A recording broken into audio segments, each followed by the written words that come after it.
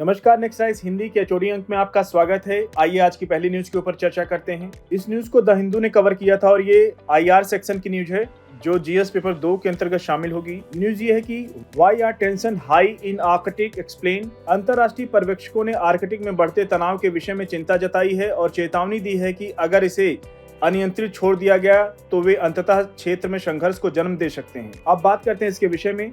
Arctic इस planet यानी ग्रह का सबसे उत्तरी क्षेत्र यानी नॉर्थ पोल है जो सदियों से काफी हद तक अलग थलग रहा है।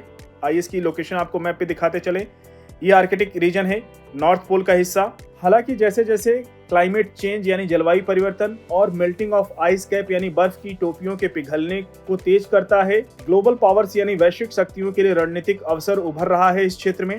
वर्ष 2009 के यूएस जियोलॉजिकल सर्वे की रिपोर्ट के बाद आर्कटिक में रुचि भी बढ़ गई है। इसमें अनुमान लगाया गया था कि इस क्षेत्र में दुनिया के 13% अनदेखे ऑयल रिजर्व और 30% अनटैप नेचुरल गैस के भंडार हैं। इसलिए सारे जितनी वैश्विक शक्तियां हैं यहाँ पर अपना ध्यान केंद्रित की हुई हैं। अब चलते चलते आर्कटिक काउंसिल यानी आर्कटिक परिषद की भी बात कर लेते हैं। देखिए, आर्कटिक में विभिन्न द्वीपों, तटीय क्षेत्रों पर 8 देशों का कंट्रोल है, जिसमें कनाडा, डेनमार्क, ग्रीनलैंड के माध्यम से फिनलैंड, आइसलैंड, नॉर्वे, रूस, स्वीडन और यूएस साथ में ये राष्ट्र आर्कटिक परिषद बनाते हैं, जो एक अंतर्राष्ट्रीय निकाय है जो पर्यावरण की रक्षा, वैज्ञानिक अनुसंधान यानी साइंटिफिक रिसर्च करना इस क्षेत्र में और इस क्षेत्र में स्वदेशी लोगों के हितों की रक्षा करने का काम शामिल है। मैप पे इसकी लोकेशन को आपको दिखाते चले। ये है आर्कटिक ओशन। कनाडा को आप देख सकते हैं, ग्रीनलैंड, रशिया और कुछ देशों को इसमें दिखाया जाना है, नॉर्थ पोल।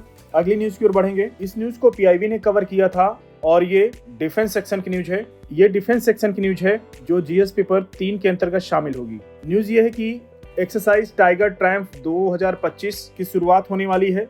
भारत और अमेरिका के बीच द्विपक्षीय त्रिसैन्य मानवीय सहायता एवं आपदा राहत अभ्यास ट्रायम्फ का चौथा संस्करण 1 अप्रैल से लेकर 13 अप्रैल 2025 तक पूर्वी तट पर अभ्यास किया जाएगा इस एरिया में। इस अभ्यास का उद्देश्य मानवीय सहायता व आपदा राहत गतिविधियों के संचालन हेतु पारस्परिक सहभागी क्षमता विकसित करना और एक संयुक्त समन्वय केंद्र की स्थापना के लिए मानव संचालन के लिए एसओपी यानी स्टैंडर्ड ऑपरेटिंग प्रोसीजर का निर्माण भी करना है। इस पहल से विभिन्न अभ्यासों और संकट आकस्मिकता के दौरान भारतीय एवं अमेरिकी संयुक्त कार्यबलों के बीच तीव्र और सुचारू कोऑर्डिनेशन संभव हो सकेगा और भारतीय पक्ष का प्रतिनिधित्व भारत की नौसेना के जहाज, जलाशय, घड़ियाल, मुंबई शक्ति द्वारा किया जाएगा। इसके साथ ही हेलीकॉप्टर, लैंडिंग क्राफ्ट, लंबी दूरी का समुद्री गश्ती विमान भी शामिल होगा, जिसमें P-8I 91 इन्फेंट्री ब्रिगेड व 12 मेक इन्फेंट्री बटालियन के सेना के जवान और एयरफोर्स के C-130 विमान, हेलीकॉप्टर एवं Mi-17 हेलीकॉप्टर तथा रैपिड एक्शन मेडिकल टीम मौजूद रहेंगी।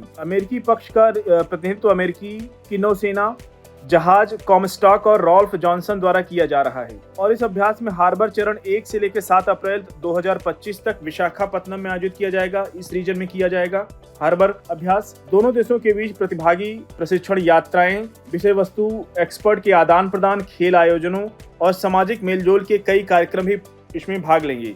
बंदरगाह चरण के पूरा होने के बाद सैनिकों के साथ समुद्री जहाज चरण के लिए रवाना होंगे। काकीनाडा के तट पर समुद्री, भूमिगत, स्थलीय और एचडीआर अभ्यास गतिविधियों में हिस्सा लेंगे। अगली न्यूज की ओर बढ़ेंगे। इस न्यूज को पीआईबी ने कवर किया था और ये मिसलेनियस सेक्शन की न्यूज है जो जीएस पेपर 1 के अंतर्गत शामिल होगी। न्यूज ये है कि प्रधानमंत्री ने मन की बात के अंक में कहा कि विश्व योग दिवस की थीम दिया। उन्होंने कहा कि एक पृथ्वी एक स्वास्थ्य के लिए योग इस बार की थीम होगी। हम सभी के लिए यह गर्व की बात है कि आज हमारे योग और पारंपरिक चिकित्सा के विषय में दुनिया भर में जिज्ञासा बढ़ रही है। प्रधानमंत्री ने सभी से योग को अपनी दिनचर्या में शामिल करने और समग्र कल्याण के लिए देश के पारंपरिक ज्ञान पर गर्व करने की अपील की। बताते चलें कि विश्व योग दिवस 21 जून को मनाया जाता है हर साल और ये वर्ष 2015 में इसकी शुरुआत हुई थी। अभी 10 साल पूरा होने वाला है। हो सकता है यूपीएससी यहाँ से क्वेश्चन पूछ ले, तो इस न्यूज पर नजर बना के रखिएगा। और उल्लेखनीय है कि भारत सरकार के आयुष मंत्रालय के अंतर्गत आने वाले प्रमुख संस्थान मोरारजी देसाई राष्ट्रीय योग संस्थान को इस वर्ष अंतर्राष्ट्रीय योग दिवस को बड़े पैमाने पर मनाने के लिए गतिविधियों के आयोजन की जिम्मेदारी सौंपी गई है। संस्थान ने हाल ही में 13 मार्च 2025 को नई दिल्ली के विज्ञान भवन में आयोजित योग महोत्सव कार्यक्रम के दौरान अंतर्राष्ट्रीय योग दिवस 2025 के लिए 100 दिवसीय उल्टी गिनती का अनावरण किया है।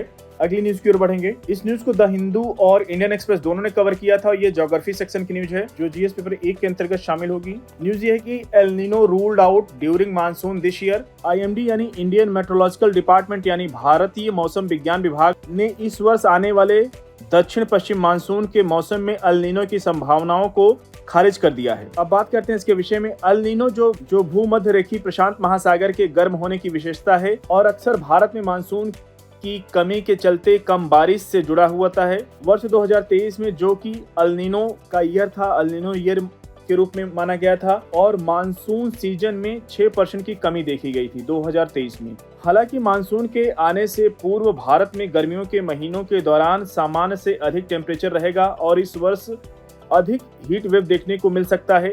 मौसम वैज्ञानिकों ने ऐसी चेतावनी दी है कि ये अप्रैल से लेकर के जून का महीना काफी गर्म हो सकता है और सालों की तुलना में क्लाइमेट चेंज का असर भी बताया जा रहा है और 3 महीनों के दौरान टेम्परेचर की स्थिति असामान्य रहेगी। आईएमडी के मुताबिक वैश्विक जलवायु परिवर्तन के चलते भारत में पिछले 3 महीनों के दौरान टेम्परेचर की स्थिति असामान्य रही है। तो साथियों, आज के HOD अंक को यहीं पर समाप्त करते हैं। मिलते हैं नेक्स्ट अंक में कुछ और इंपॉर्टेंट न्यूज के साथ। तब तक जुड़े रहिए नेक्स्ट टाइम्स हिंदी के साथ। धन्यवाद।